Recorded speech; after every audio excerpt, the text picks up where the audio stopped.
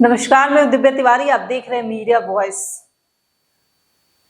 AIMIM प्रमुख असदुद्दीन ओवैसी ने Iran के 3 परमाणु प्रतिष्ठानों पर अमेरिकी हमले को लेकर डोनाल्ड ट्रंप और उन्हें नोबेल शांति पुरस्कार देने की सिफारिश करने वाले पाकिस्तान को जमकर लताड़ लगाई है।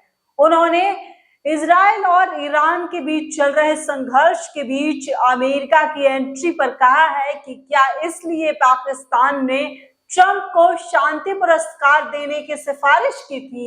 क्या इसलिए पाकिस्तान के सेना प्रमुख असीम मुनीर अमेरिकी राष्ट्रपति के साथ लंच किया था? आज वो सभी बेनकाब हो गए हैं। ईरान पर अमेरिकी हमलों पर ओवैसी ने कहा कि ये अंतर्राष्ट्रीय कानून और संयुक्त राष्ट्र चार्टर का उल्लंघन है।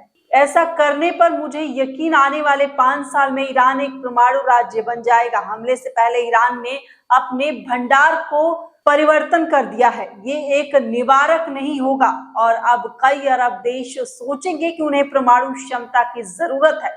परमाणु हथियार होने के बारे में सिर्फ अफवाह फैलाई गई। उन्होंने कहा कि हमें ये भी याद रखना चाहिए कि 16 मिलियन से अधिक भारतीय खाड़ी और मध्य पूर्व में रहते हैं।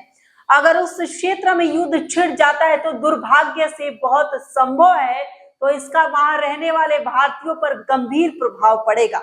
भारतीय कंपनियों ने इन सभी अरब देशों या खाड़ी देशों में जो निवेश किया है और विदेश में निवेश का एक बड़ा हिस्सा है इसी क्षेत्र में आता है। ईरान के पास परमाणु हथियार होने के बारे में सिर्फ अफवाह फैलाई गई। इराक में भी यही किया गया। सामूहिक विनाश के हथियार बगैर कुछ भी नहीं निकाला जा सकता। हमारी सरकार अमेरिका की इस एक तरफा बमबारी की निंदा करेगी। ओवैसी ने यह भी कहा। ओवैसी ने कहा कि अमेरिका की ओर से किए गए इस हमले से नेतन्याहू को मदद मिली जो फलस्तीनियों का कत्लेआम करने वाला है। गाजा में नरसंहार हो रहा है और अमेरिका को इसकी कोई चिंता नहीं है। अमेरिका की नीति केवल इजरायली सरकार के अपराधों को छिपाने की है। वहीं गाजा में जो हो रहा है वो नरसंहार है और कोई भी इसके बारे में बात नहीं कर रहा है। कोई भी ये क्यों नहीं पूछ रहा है कि इजराइल के पास कितने परमाणु भंडार है। ईरान में इन 3-4 जगहों पर अमेरिकी बमबारी करने से वो क्यों नहीं रुकेंगे। मेरे शब्द पर ध्यान दें।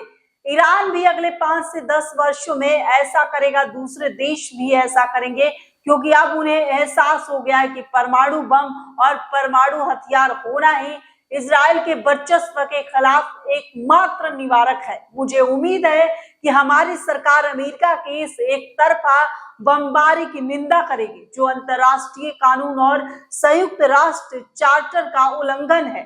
मुझे उम्मीद है कि सरकार ईरान के परमाणु संयंत्रों पर बमबारी की निंदा करेगी जो आज हुई है। पहले जानिए अमेरिका ने बीती रात क्या किया। इससे पहले ईरान के परमाणु ठिकानों पर इजराइल ने हमले किए थे, लेकिन ईरान के परमाणु ठिकाने भूमिगत है जिससे इजरायली हमलों में उन्हें खास नुकसान नहीं हुआ। इजराइल के पास ऐसे ही हथियार नहीं है जो भूमिगत ढांचे को तबाह कर सके।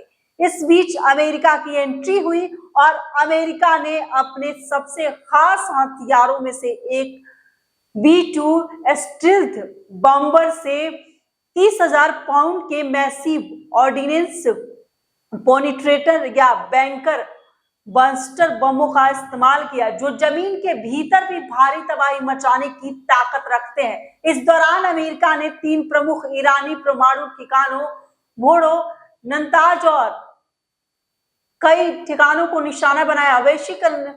वहीं ओवैसी के निशाने पर पाकिस्तान क्यों आया ये भी आपको बता देते हैं। दरअसल पाकिस्तान 2026 के नोबेल शांति पुरस्कार के लिए अमेरिकी राष्ट्रपति डोनाल्ड ट्रंप के नाम की सिफारिश करने वाला है।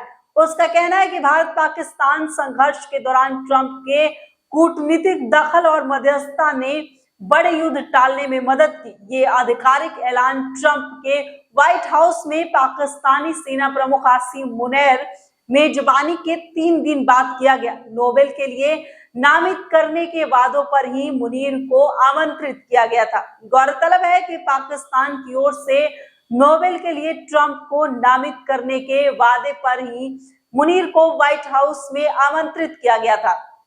ट्रंप लगातार दावा करते रहे हैं कि उन्होंने भारत पाकिस्तान के बीच संघर्ष को रुकवाया है। हालांकि भारत उनके दावों को सिरे से खारिज कर चुका है। ये भी साफ करता रहा है कि भारतीय सेना के भीषण जवाबी हमले के कारण पाकिस्तान को संघर्ष रोकने के लिए गुहार लगानी पड़ी। फिलहाल इस खबर में इतना ही। देश दुनिया की तमाम खबरों के लिए देखते रहिए मीडिया वॉइस। अगर इस खबर को लेकर आपकी कोई राय है तो कमेंट बॉक्स में जरूर बताइए। फिलहाल के लिए बस इतना ही।